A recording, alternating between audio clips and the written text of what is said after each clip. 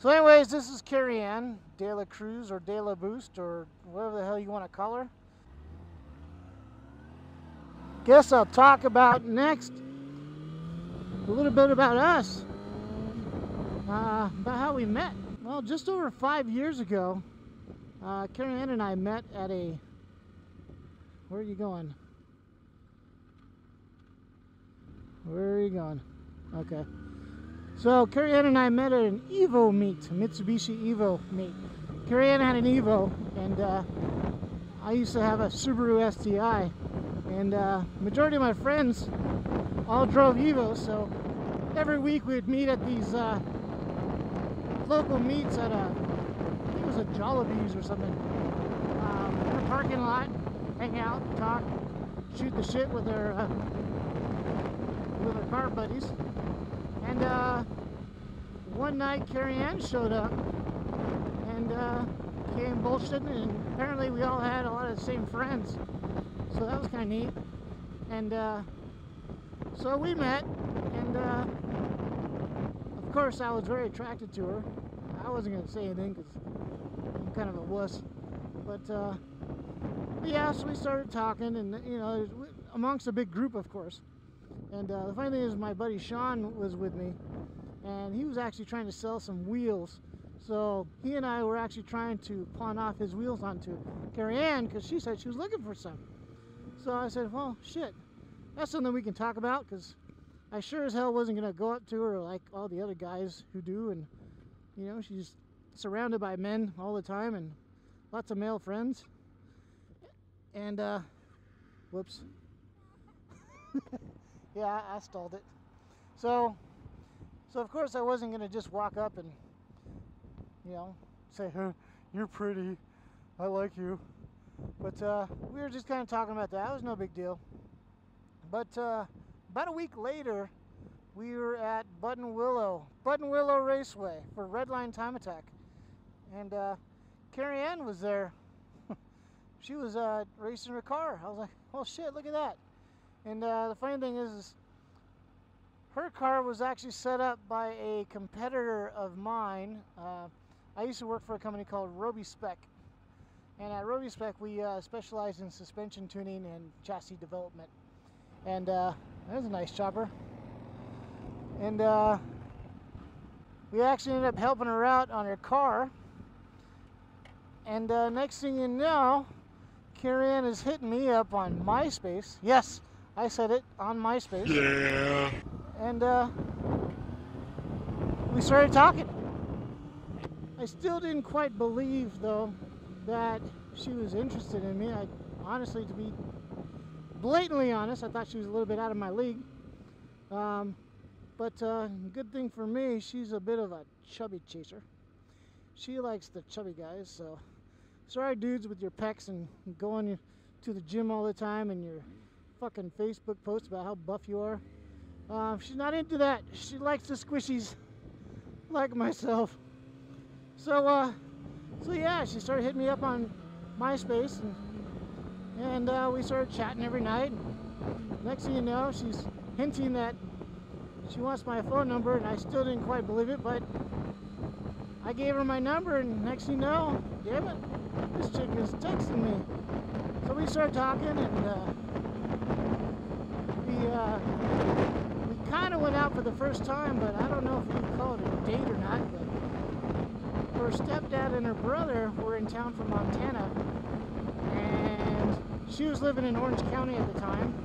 I was living in the Inland Empire, and she wanted to take them somewhere where that was a little bit more comfortable for them, because obviously the OC stuff would be a little bit weird for them. So she called me and said, hey, what's a good place to recommend? It's going to be comfortable and we can have beer and shoot some pool, whatever.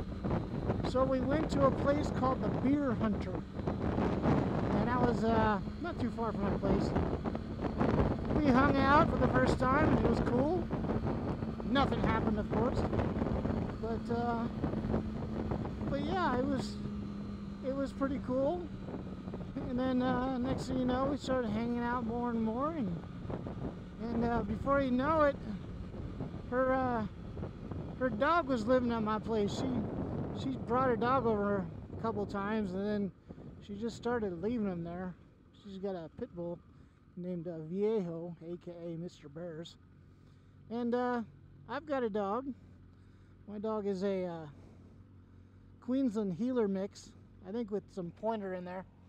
Her name is Subi, aka the Mystery Shitter. I don't think I need to explain how she got that fucking name. But yeah, the dogs got along. And next thing you know, she just started leaving her dog at my place. And I was just like, well, shit, why don't you just fucking move in? I mean, you're paying fucking $1,400 a month for an apartment. So anyways, she ended up moving in, and we've been together and inseparable ever since. And it's cool. I like it that way. Really smell someone's cologne. I think it's that truck right there. Oh yeah? No, other way. There's a window, but nope. Behind that. Oh, okay. She can smell cologne. Well, there's a bunch of bikers over here, so I think we're going in the right direction. Yes, it's the right way. Okay, cool. I can tell, I can see it from the freeway. Uh-huh. All right, cool. So yeah, we've been inseparable ever since. And you know, you put two people together that are into the same shit, it tends to work. You know, obviously we both have been in relationships in the past, and shit doesn't quite work because you don't quite think similar. You're on the same page, and we are. So it's cool. You know, we both enjoy riding our bikes together, going to the track, going to car shows. So it works. We both work really, really hard and long hours. But when we got the weekend, we like to play. And this is some of the stuff that we like to do. So I guess we are on our way into Duluth Canyon, which is a canyon I've only been on once. So we'll see how it works. For me, that is. So I guess I can talk about our skills on two wheels. Both of us have been riding for about 15 years or so, off and on, of course. This is my third bike. I think this is her second or third. I'm not sure. She used to ride in Washington when she lived out there, and I've always ridden in California. So this is her first bike in California. She's used to riding the canyons and more rural roads, whereas I'm used to riding, you know, city streets and traffic and shit like that. So I feel really comfortable on the freeways, and splitting lanes and things like that.